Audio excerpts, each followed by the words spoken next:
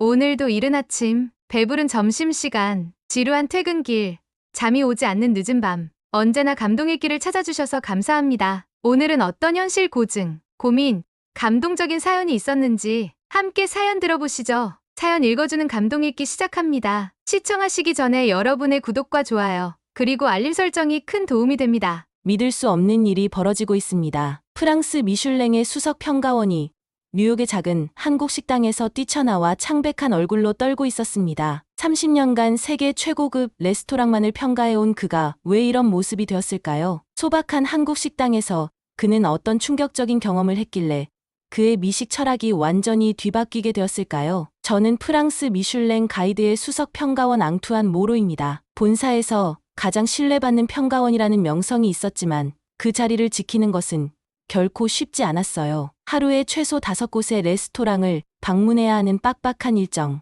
완벽한 익명성을 위해 가족들에게조차 직업을 숨겨야 하는 삶, 누구나 부러워하는 직업이지만 실상은 외로운 싸움의 연속이었죠. 10달 중 8달은 전 세계를 떠돌며 평가를 해야 했고 매번 호텔을 옮겨다니며 지내야 했답니다. 그동안 수많은 레스토랑을 평가해왔어요. 파리의 3스타 레스토랑부터 도쿄의 스시바까지 세계 각국의 최고급 레스토랑들을 방문했죠. 매년 100개가 넘는 레스토랑을 평가하면서 저는 완벽한 맛이라는 것이 무엇인지 정해 내리려 노력했습니다. 하지만 최근 들어 이상한 감정이 들기 시작했어요. 그날도 뉴욕의 어느 최고급 레스토랑에서 코스 요리를 맛보고 있었습니다. 완벽한 플레이팅, 최상급 식재료, 정교한 기술. 하지만 제 마음은 공허했고 $1000짜리 트러플 소스는 이제 그저 짙은 갈색 액체처럼 보였고 완벽하게 구워진 와규 스테이크도 그저 고기 한 점일 뿐이었어요. 저는 메모장을 꺼내 평소처럼 5가지 평가 항목을 확인했습니다. 재료의 품질,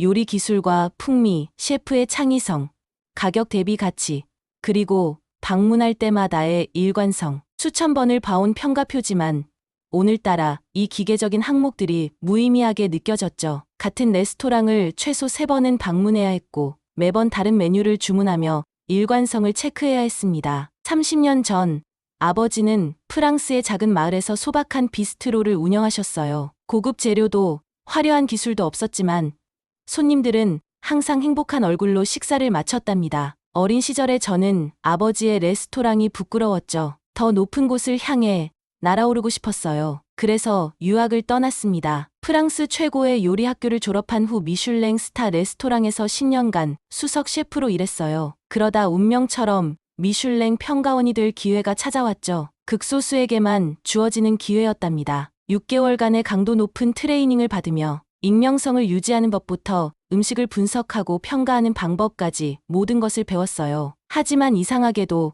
성공의 정점에 있는 지금 오히려 그 시절이 그리워졌어요. 아버지의 식당에서 풍기던 갓 구운 빵 냄새, 손님들과 나누던 따뜻한 대화, 그리고 무엇보다 그 소박하지만 진심이 담긴 요리들. 지금의 제가 평가하는 최고급 레스토랑들과는 분명 무언가가 달랐습니다. 그날도 평가를 마치고 호텔로 돌아가는 길이었어요. 뉴욕의 밤거리를 걸으며 깊은 생각에 잠겼죠. 화려한 네온 사인들 사이로 희미하게 보이는 달빛이 마치 저를 조롱하는 것 같았습니다. 30년 동안 쌓아온 경력이 갑자기 무의미하게 느껴졌어요. 한 달 전에는 도쿄의 레스토랑을 방문했었습니다. 그곳의 셰프는 40년간 오직 초밥만 만들어 온 장인이었죠. 저는 그의 음식에서도 더 이상 감동을 찾을 수 없었어요. 마치 수식처럼 완벽하지만 영혼이 없는 요리였답니다. 곧 저는 또 다른 도시로 떠나야 했어요. 끝없는 평가의 연속, 그리고 점점 무뎌져 가는 감각. 이것이 내가 그토록 꿈꾸던 미식 평론가의 삶이었는지 의문이 들었습니다. 무언가 다른 것, 진정한 맛이란 무엇인지 알고 싶어졌죠. 서랍 속에는 수천 장의 평가지가 쌓여 있었습니다. 완벽한 점수를 받은 레스토랑들의 목록이요. 하지만 이상하게도 그중 어느 한 곳도 제 마음속에 깊은 인상을 남기지 못했어요. 마치 영혼 없는 평가표처럼 숫자로만 가득한 종이들 같았습니다. 그날 밤 저는 호텔방에서 보고서를 작성하며 시간을 보냈어요. 창밖으로 보이던 뉴욕의 야경은 화려했지만 왠지 모르게 공허하게 느껴졌습니다. 이틀 뒤에 있을 최고급 레스토랑 평가가 생각났어요. 그리고 처음으로 그 일이 두렵게 느껴졌죠. 그때 이대로는 안 되겠다는 생각이 들었습니다. 무언가 달라져야만 했어요. 밤 늦도록 잠을 이루지 못했죠. 창밖에 수많은 빌딩들 사이로 달빛이 희미하게 스며들어왔어요. 그 달빛 아래서 저는 오랜만에 진지하게 생각했습니다. 제가 정말 찾고 있는 것이 무엇인지, 왜 이토록 공허함을 느끼는지에 대해서요. 그날 밤일이 아직도 생생합니다. 뉴욕의 어슴푸레한 골목을 홀린 듯이 걸었던 그때 문득 달콤하고 낯선 향이 코끝을 스쳤어요. 분명 최고급 요리에서는 맡아보지 못한 향이었습니다. 호기심에 발걸음을 돌렸죠. 골목 끝에서 발견한 건 낡은 간판의 작은 식당이었어요. 알 수 없는 문자로 쓰인 간판 아래에는 작게 코리안 레스토랑이라고 적혀 있었고 그 아래로 희미한 불빛이 새어나왔습니다. 평소에 저였다면 절대 들어가지 않았을 곳이었죠. 미슐랭 평가원으로 방문하는 레스토랑은 늘 세계적인 명성을 가진 곳들이었으니까요. 하지만 그날따라 이상하게도 문을 열어보고 싶은 충동이 들었어요. 문을 열자 달그락거리는 그릇 소리와 함께 활기찬 대화 소리가 들렸습니다. 손님들은 대부분 퇴근한 직장인들처럼 보였어요. 구석 자리에 앉아 메뉴판을 들었습니다. 메뉴판은 영어 설명이 간단히 달려 있었지만 대부분 낯선 한국어로 되어 있었어요. 그 중에서 갈비탕 트레디셔널 비프 스프라는 설명을 발견했죠. 주문을 하자 처음 느낀 충격은 반찬이었습니다. 주문하지 않은 여러 가지 작은 접시들이 테이블을 가득 채웠어요. 모두 처음 보는 음식이었고 분명 메뉴에는 없던 것들이었죠. 미슐랭 평가원으로서의 직업병이 발동했어요. 이건 분명 실수일 거라고 생각했습니다. 실례합니다만 제가 주문한 건 갈비탕 하나인데요. 그때 카운터에서 일하던 젊은 여성이 다가왔어요. 엘레나라는 그녀는 부드러운 미소를 지으며 말했습니다. 이건 기본 반찬이에요. 한국 식당에서는 모든 손님에게 기본으로 제공되는 거랍니다. 순간 저는 할 말을 잃었어요. 30년간 전 세계의 레스토랑을 다녀봤지만 이런 경험은 처음이었답니다. 주문하지 않은 음식을 그것도 여러 가지나 무료로 제공한다니 비즈니스 모델로서는 말이 되지 않았어요. 갈비탕이 나왔을 때는 또 한 번 놀랐습니다. 뜨거운 국물에서 모락모락 피어오르는 김이 마치 안개처럼 펼쳐졌어요. 고급 레스토랑의 화려한 플레이팅과는 전혀 달랐죠. 소박하지만 왠지 모르게 정성이 느껴지는 비주얼이었습니다. 숟가락을 떴을 때 저는 이상한 감정에 사로잡혔어요. 맑은 국물 속에 녹아있는 깊은 맛. 이건 단순한 음식이 아니었답니다. 마치 오랫동안 잊고 있었던 무언가를 떠올리게 하는 그런 맛이었죠. 식사를 하는 동안 주방에서 일하시는 나이 지긋한 주방장을 자주 보게 되었어요. 그는 끊임없이 손님들의 테이블을 살피며 음식을 더 드시라고 권하고 있었습니다. 그의 모습에서 문득 아버지가 떠올랐어요. 식사를 마치고 계산을 하려는데 또 한 번 놀라운 일이 벌어졌답니다. 김 사장님은 작은 종이컵에 뭔가를 타더니 제게 건네주셨어요. 이건 주문하지 않았는데요. 서비스입니다. 식사 후엔 따뜻한 커피 한 잔이 좋죠. 저는 그 작은 종이컵을 받아들었어요. 단순한 인스턴트 커피일 뿐이지만 첫 모금을 마시는 순간 뭔가 달랐습니다. 이상하게도 가슴 한구석이 따뜻해지는 느낌이었죠. 그때는 이유를 알 수 없었어요. 그저 이 허름한 식당에서 맛본 소박한 커피 한 잔이 제 마음속 어딘가를 흔들어 놓았다는 것만 알았답니다. 그 맛있는 커피를 마신 후 저는 다음 날도 자연스럽게 그 식당을 찾았어요. 이번에는 일부러 늦은 저녁 시간을 택했죠. 첫날과 같은 시간대를 피한 건 미슐랭 평가원으로서의 기본적인 습관이었답니다. 같은 시간에 가면 직원들이 저를 기억할 수도 있으니까요. 식당에 들어서는 순간 제 등줄기로 한기가 느껴졌어요. 구석 자리에서 한 남자가 저를 뚫어지게 바라보고 있었거든요. 10년 전 파리의 라 메종에서 마지막으로 봤던 그 사람, 프란체스코였습니다. 앙투안, 세상이 참 좁네. 파리에서 최고의 요리사였던 사람이 뉴욕의 이런 곳에서 밥을 먹다니. 순간 식은땀이 났어요. 10년 전 프란체스코는 라 메종의 수석 셰프였고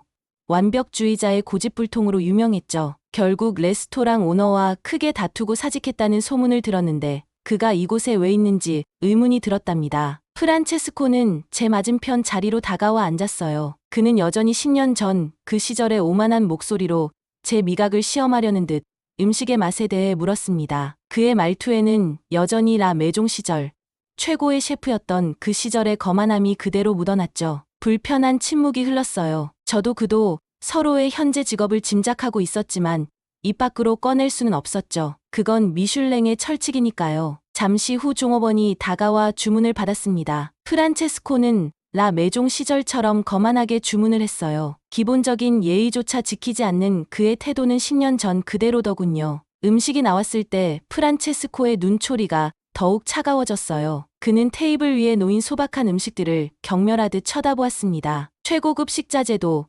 현대적인 조리 기술도 찾아볼 수 없는 이 한식당이 그의 눈에는 시골 밥집 정도로밖에 보이지 않는 듯했어요. 그의 표정에서 음식을 향한 업신여김이 고스란히 드러났죠. 주방에서 일하시는 김 사장님은 그저 묵묵히 요리하고 계셨어요. 그런데 특이한 점을 발견했습니다. 모든 손님들의 표정을 살피며 때때로 작은 접시에 음식을 더 담아 나가시는 거예요. 저는 김 사장님의 모습을 보며 프란체스코의 주의를 끌어보았어요. 손님 한 명 한 명의 표정을 살피며 정성을 다하시는 그분의 모습이라 매종에서는 결코 볼 수 없었던 특별한 것 같아. 하지만 프란체스코는 비웃음만 터뜨렸습니다. 그의 반응은 차가웠어요. 제가 라 매종을 떠난 것도 완벽한 요리를 알아보는 눈이 없어서라는 듯 날카로운 비난을 던지더군요. 계속해서 그는 이 식당이 현대 미식의 기준에 한참 못 미친다고 혹평했어요. 최신 조리 기법도 화려한 플레이팅도 없는 이곳은 그저 동네 식당에 불과하다면서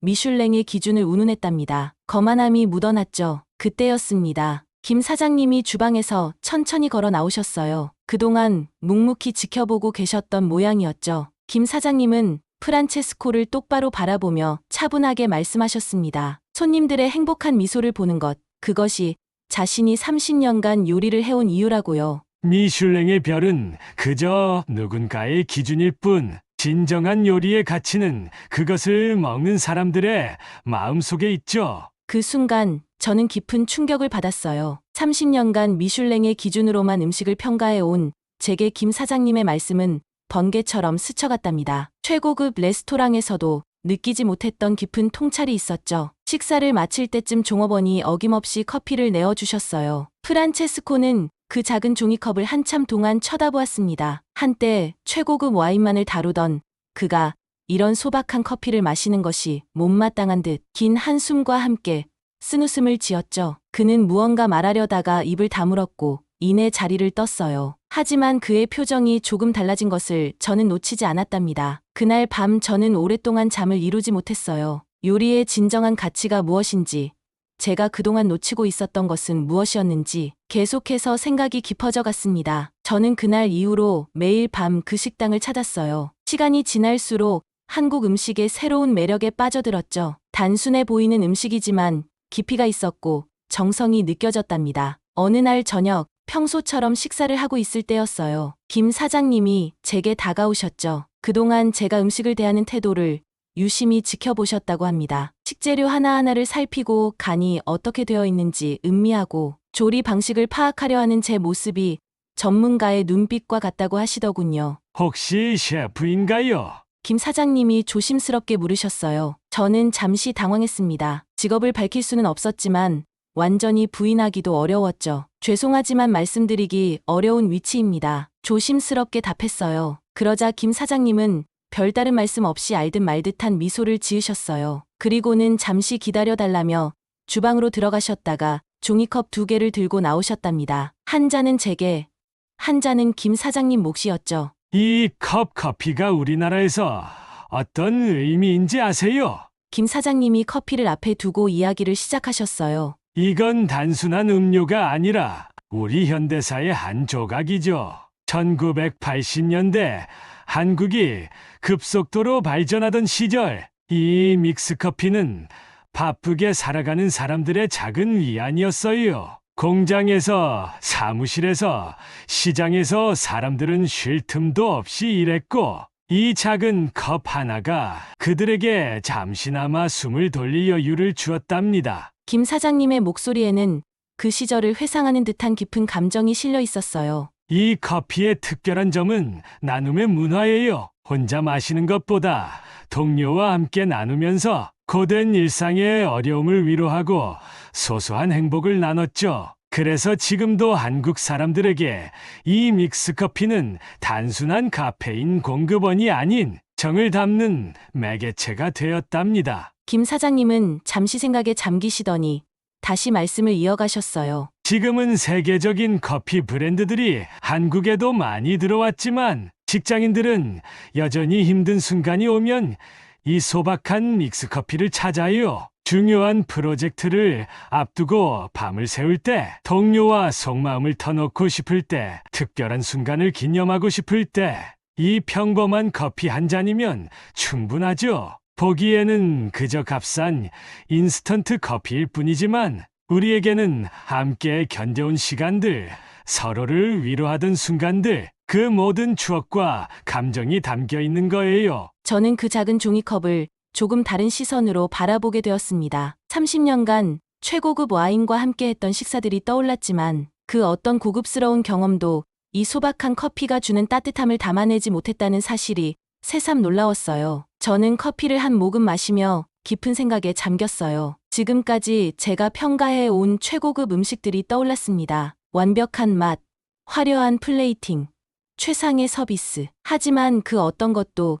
이 소박한 커피가 전하는 따뜻함과 비교할 수 없었어요. 그날 밤 호텔로 돌아가는 길에 저는 계속해서 김 사장님의 말씀을 곱씹었어요. 음식이란 단순히 맛있고 멋있는 것이 아니라 그 안에 담긴 이야기와 정성, 그리고 사람과 사람을 이어주는 매개체라는 것을 30년간의 평가원 생활에서 한 번도 보지 못했던 진실을 이 작은 커피 한 잔이 가르쳐 준 것이었답니다. 믹스 커피에 담긴 의미를 알게 된 후 저는 그 식당을 전혀 다른 시선으로 바라보게 되었어요. 매일 밤 식당을 찾으며 이전에는 보지 못했던 것들이 하나둘씩 눈에 들어오기 시작했죠. 서빙을 하던 엘레나가 단골 손님의 아이가 학교에서 상을 받았다는 소식을 듣고는 작은 사탕을 건네는 모습, 퇴근길에 들른 직장인이 힘들어 보인다며 김 사장님이 김치찌개에 고기를 더 넣어주시는 장면, 늦은 시간 혼자 찾아온 손님에게 반찬을 더 내어주시며 많이 드세요 하고 걱정해주시는 모습, 이런 작은 순간들이 모여 이 식당만의 특별한 분위기를 만들어내고 있었어요. 특히 인상 깊었던 건 매일 저녁 찾아오는 할아버지 손님이었답니다. 나중에 알고 보니 그분은 10년 전 돌아가신 아내와 함께 즐겨 찾던 곳이라고 해요. 김 사장님은 그분이 오실 때마다 아내가 좋아하던 된장찌개를 내어주셨어요. 메뉴판에도 없는 특별한 요리였답니다. 어느 날은 주방에서 일하시는 모습을 유심히 지켜보았어요. 김 사장님은 매일 새벽 일찍 시장에 가서 재료를 고르신다고 했습니다. 값비싼 재료는 아니었지만 하나하나 정성스럽게 고르고 다듬는 모습이 인상적이었죠. 특히 김치를 담그실 때는 마치 과학자처럼 세심했던 모습은 미슐랭 스타 레스토랑의 셰프 못지않은 전문성이 느껴졌답니다. 식당 문 앞에는 작은 칠판이 있었어요. 거기에는 오늘의 서비스 따뜻한 커피라고 적혀 있었죠. 처음에는 이해할 수 없었던 이 문구가 이제는 이 식당의 모든 것을 설명해 주는 것 같았어요. 무료로 제공되는 커피 한 잔이 단순한 서비스가 아닌 손님을 생각하는 마음을 전하는 매개체라는 것을 알게 된 거죠. 프란체스코의 말처럼 이곳은 현대적인 조리 기술이나 화려한 플레이팅은 없었어요. 하지만 그보다 더 중요한 것이 있었답니다. 손님 한 명 한 명의 이야기를 기억하고 그들의 일상을 함께 나누며 음식을 통해 위로를 전하는 것. 그것이 바로 이 식당만의 특별한 가치였어요. 어느 날 저녁, 늦게까지 남아있던 젊은 직장인이 한숨을 쉬며 말했죠. 이상하게 이곳에 오면 마음이 편해져요. 마치 집에 온 것 같아서. 그 말을 들으며 저는 깊이 공감했어요. 30년간 전 세계의 최고급 레스토랑을 다녀봤지만 이런 따뜻함은 느껴본 적이 없었거든요. 매일 밤 그 식당을 찾으면서 저는 점점 더 깊은 통찰을 얻어갔어요. 처음에는 단순히 미식적 호기심에서 시작된 방문이었지만 어느새 제 인생의 전환점이 되어가고 있었죠. 식당의 작은 디테일들이 하나둘 눈에 들어왔어요. 엘레나가 단골 손님의 기쁜 소식에 함께 기뻐하며 작은 선물을 건네는 모습, 김 사장님이 지친 표정의 손님에게는 조금 더 많은 양의 반찬을 올려주시는 세심함, 늦은 밤 혼자 온 손님에게는 먼저 다가가 따뜻한 대화를 건네는 배려, 이 모든 것이 음식 그 이상의 위로를 전하고 있었습니다. 미슐랭의 5가지 평가 기준 어디에도 이런 항목은 없었어요. 손님의 일상에 대한 관심, 음식을 통한 정서적 위로, 공동체 의식의 형성, 30년 동안 평가표에 없었던 이 가치들이 사실은 음식의 본질에 더 가까운 것이 아닐까 하는 생각이 들었죠. 제가 이제껏 최고라 여겼던 레스토랑들의 완벽한 플레이팅, 희귀한 식재료, 혁신적인 조리법은 분명 감탄을 자아내는 예술이었어요. 하지만 그것들은 종종 손님과 셰프 사이의 거리를 만들었고 때로는 음식 본연의 따뜻함을 잃게 했답니다. 진정한 미식이란 완벽한 맛이나 혁신적인 기술이 아니라 음식을 통해 전해지는 위로와 소속감, 그리고 그것이 만들어내는 행복한 순간들의 집합이라는 것을요.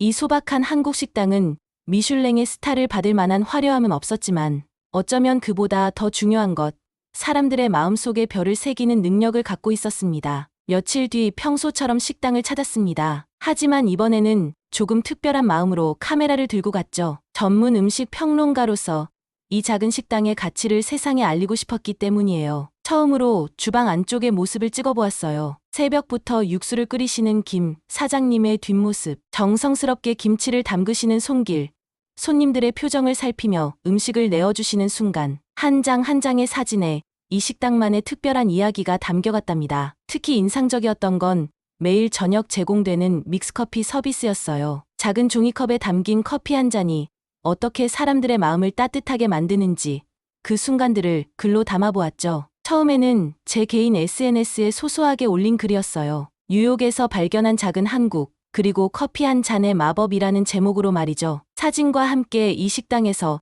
느낀 특별한 경험들을 진솔하게 적었답니다. 예상치 못한 일이 벌어진 건 그 다음 날이었어요. 제가 올린 글이 순식간에 퍼져나가기 시작했죠. 특히 따뜻한 한 잔이라는 해시태그와 함께 많은 사람들이 자신들의 믹스커피 추억을 공유하기 시작했답니다. 한국인들은 자신들의 어린 시절 이야기를 댓글로 남겼고, 뉴욕의 다른 미식가들은 이 작은 식당을 직접 찾아가 보겠다는 반응을 보였어요. 그렇게 일주일이 지났을 때 저는 놀라운 광경을 목격했어요. 평소에는 한산하던 식당 앞에 긴 줄이 늘어서 있었죠. 각국의 미식가들과 일반 손님들이 이 특별한 경험을 해보고 싶다며 찾아온 것이었답니다. 하지만 김 사장님은 여전히 변함없었어요. 갑자기 늘어난 손님들 때문에 바빠지셨지만 한 분 한 분의 표정을 살피며 정성껏 음식을 내어주셨죠. 물론 따뜻한 믹스커피 서비스도 빼놓지 않으셨답니다. 사장님, 이제 유명해지셨는데 가격을 올리시는 게 어떨까요?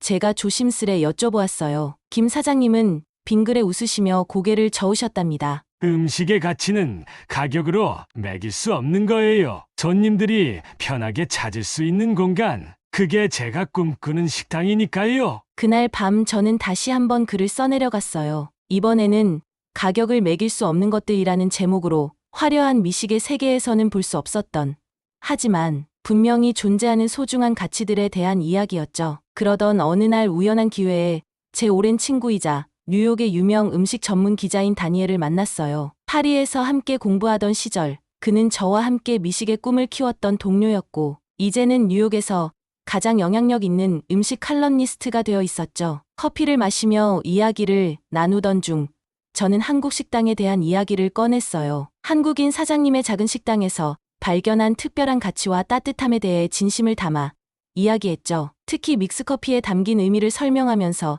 제 목소리는 어느새 떨리고 있었답니다. 다니엘은 처음에는 반신반의하는 표정이었어요. 미슐랭 평가원 출신인 제가 이렇게 작은 식당에 감동받았다는 사실이 믿기지 않았나 봅니다. 하지만 제 진심 어린 이야기에 그도 점차 관심을 보이기 시작했죠. 다음 날 우리는 함께 식당을 찾았습니다. 다니엘은 처음에는 평론가의 시선으로 음식을 관찰했지만 식사가 끝나갈 무렵에는 완전히 다른 사람이 되어 있었어요. 특히 김 사장님이 손수 내어주신 믹스커피를 마시며 그의 눈시울이 붉어지는 걸 보았답니다. 이건 단순한 음식이 아니야, 앙투안. 다니엘이 말했어요. 이곳에는 우리가 잊고 있었던 무언가가 있어. 그로부터 일주일 후 다니엘은 뉴욕에 숨겨진 보석, 한 잔의 커피가 들려주는 이야기라는 제목의 기사를 썼어요. 그는 단순히 음식 평론에 그치지 않고 이 작은 식당이 가진 특별한 가치와 의미를 아름답게 담아냈답니다. 기사는 폭발적인 반응을 얻었죠. 전 세계의 미식가들이 관심을 보이기 시작했고,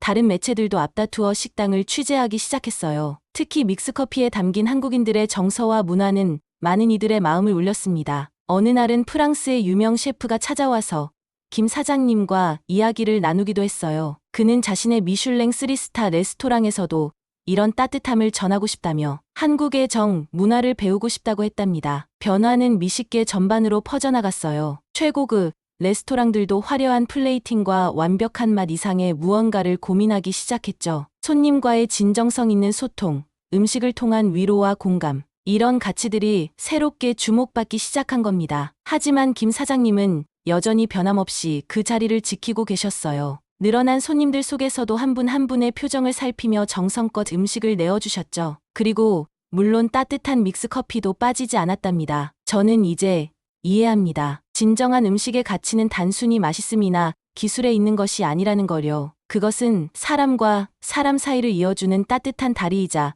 지친 영혼을 위로하는 특별한 선물이라는 것을. 그리고 그 깨달음을 준 건 작은 종이컵에 담긴 평범한 커피 한 잔이었어요. 평가 일정을 마치고 파리로 돌아온 지 일주일이 지났답니다. 오랜만에 찾은 고향의 공기는 달콤했지만 왠지 모르게 허전한 마음이 가시질 않았어요. 매일 저녁 식당에서 마시던 믹스커피가 자꾸 생각났기 때문이었죠. 그러던 어느 날 문득 어머니가 생각났습니다. 아버지가 돌아가신 후 혼자 생활하시는 어머니를 자주 찾아뵙지 못했다는 죄책감이 밀려왔어요. 평가 일정 없는 저녁, 어머니 댁을 향했죠. 앙투안? 어머니는 제 모습을 보시고 놀라셨어요. 늘 바쁘다는 핑계로 전화로만 안부를 전하던 제가 갑자기 찾아뵈니 의아해하셨나 봅니다. 저는 뉴욕에서 가져온 작은 선물을 내밀었습니다. 김 사장님께 부탁드려 챙겨온 믹스커피였죠. 거실 벽에는 아버지가 운영하시던 비스트로의 옛 사진들이 걸려 있었어요. 손님들과 함께 찍은 사진, 주방에서 열심히 일하시던 모습, 그리고 어린 시절에 제가 아버지 옆에서 장난치며 웃고 있는 사진도 있었답니다. 어머니는 그때 이야기를 들려주셨어요. 매일 아침 같은 시간에 오시던 단골 손님들, 점심시간이면 어김없이 찾아오시던 교사 선생님들의 이야기를요. 어머니의 이야기를 들으며 믹스커피를 한 모금 마셨어요. 아버지의 식당에는 늘 손님들의 웃음소리가 가득했다고 합니다. 완벽한 요리보다 손님의 마음을 더 중요하게 여기셨다는 아버지. 30년간 최고의 맛을 찾아다니며 완벽한 평가 기준을 고집해왔던 제 모습이 부끄러워졌죠. 어머니께 뉴욕에서의 이야기를 들려드렸어요. 작은 한국 식당에서 만난 특별한 순간들, 그리고 그곳에서 깨달은 것들을요. 이야기를 들으시는 어머니의 눈가에 미소가 어렸답니다. 아버지가 살아계셨다면 기뻐하셨을 거야. 우리 아들이 드디어 진짜 음식의 의미를 알게 됐다고 말씀하셨을 테지. 해가 저물어갈 무렵 어머니와 함께 또 한 잔의 믹스 커피를 마셨어요. 이번엔 달콤한 맛이 더욱 진하게 느껴졌죠. 어쩌면 그건 커피 맛이 아닌 오랫동안 잊고 있었던 가족의 따뜻함이었을지도 모릅니다. 그때 저는 알았어요. 진정한 미식이 무엇인지를. 그것은 완벽한 맛이나 최고급 식재료가 아닙니다. 음식을 통해 전해지는 진심, 그리고 그 진심이 만들어내는 특별한 순간. 그것이야말로 제가 평생을 바쳐 찾아야 할 진정한 가치였던 거예요. 뉴욕의 작은 한국 식당에서 시작된 이 특별한 경험은 결국 저를 아버지의 따뜻했던 식당 앞으로 다시 데려왔습니다. 이제 저는 새로운 걸음을 내디디려 해요. 더 이상 차가운 평가자가 아닌 따뜻한 마음을 가진 미식가로 말이죠. 여러분의 인생에도 값비싸지 않지만 특별한 의미가 담긴 음식이 있으신가요? 어쩌면 그 음식은 최고급 레스토랑의 요리보다 더 깊은 감동을 전해주는 것일지도 모릅니다. 오늘 하루 소중한 사람과 함께 나누는 평범한 한 끼의 소중함을 돌아보는 시간을 가져보시면 어떨까요? 여러분의 이야기도 댓글로 들려주세요. 오늘의 감동 읽기 사연은 어떠셨나요? 여러분들의 의견을 꼭 댓글로 남겨주세요. 여러분의 이야기를 들려주고 싶은 분들은 언제든지 사연 제보 부탁드립니다. 여러분의 사연 하나가 감동 읽기 사연 제작에 큰 힘이 됩니다. 감동적인 사연을 언제나 대환영합니다. 오늘의 이야기가 마음에 드셨다면 구독과 좋아요, 알림 설정 감사합니다.